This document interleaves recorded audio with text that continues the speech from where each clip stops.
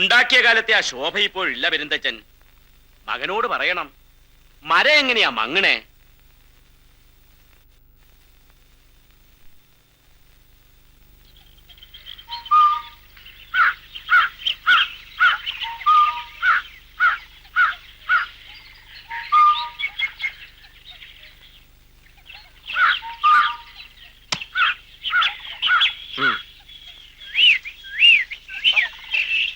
നിർത്ത്.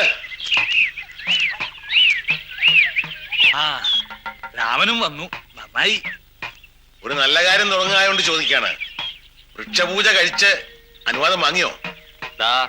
അനുവാദം തന്നിട്ടുണ്ട്. ഇത് ആരാന്റെ കട്ടിലെ മരമല്ല. വൃക്ഷങ്ങളുടെ അനുവാദം വാങ്ങിയോ എന്നാണ് ചോദിച്ചത്. നീ ഉണ്ടാക്കിയ പലതും മങ്ങുന്നു എന്ന ആക്ഷേപം എങ്ങനെ വന്നു എന്ന് അന്വേഷിച്ചിട്ടുണ്ടോ കണ്ണ? ഏത് ഗ്രന്ഥത്തിൽ? ഇത് ഏത് ഗ്രന്ഥത്തിൽ? ചിതലരിക്കാത്ത ഓലക്കെട്ടുകൾ ചിലത് തച്ചന്റെ പുരയിൽ ഉണ്ടാകും തിരുമേനി. കൗശികീയം കണ്ടിട്ടുണ്ടോ? മുകളിൽ കുടിപാർക്കുന്ന ജീവികളോട് മാറി താമസിക്കാൻ അപേക്ഷിച്ച് ക്ഷമ ചോദിക്കുകയും വേണം വെട്ടും മുമ്പ്. യാനീഹ ഭൂതാ നിവസന്തി താനി ബലിം ഗൃഹീത്വാ വിധിവൽ പ്രയുക്തം അന്യത്ര വാസം പരികൽപ്പയാമി ക്ഷമന്തുദാനദ്യ നമോസ്തു ദേഭ്യ എന്ന് തുടങ്ങുന്ന പ്രാർത്ഥനാ ഭാഗം നോക്ക്. എല്ലാം പഠിച്ചു കഴിഞ്ഞു എന്ന് കരുതുന്നവനെ പോലെ പടുവിട്ടിയില്ല.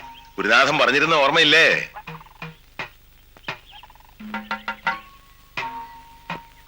നടക്കട്ടെ തമ്പുരാൻ.